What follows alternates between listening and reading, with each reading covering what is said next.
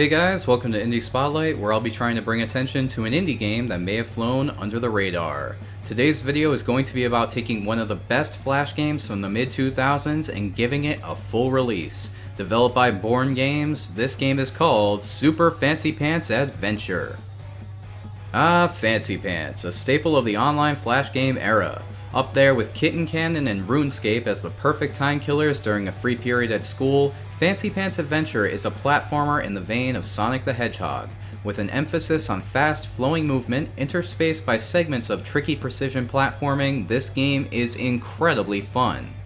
As someone who hasn't played Sonic Mania yet, this is hands down the best 2D speed-based platformer I've played since Rayman Legends. The perfect speedrunning game, Fancy Pants can navigate the environment by running, jumping, slicing through enemies, and taking advantage of a slew of other means to get from point A to point B.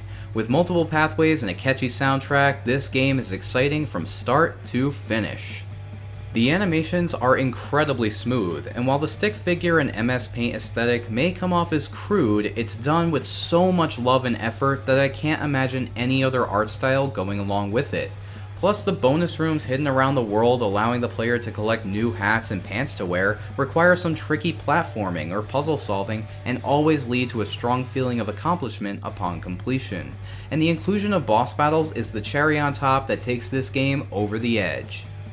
While the game is great, there are some missteps. First, the game is really short for $10, taking around an hour and a half to beat. And with no time trial mode, no way to replay bonus rooms without finding them within the game again, and a vague to be continued at the end, it's definitely disappointing in that regard. Also, I'd recommend that anyone playing this game uses a controller, as the control scheme feels unnatural with the keyboard. Minor complaints aside, this is one of the best platformers I've played in a while. When my biggest complaint about a game is that there's not enough of it, the developers have done an excellent job. While it may be tricky to suggest people go out and buy a game based on a Flash game that was originally free, with the upgrades made and the improvements to the gameplay, I highly recommend any fan of 2D platformers give Super Fancy Pants Adventure a try.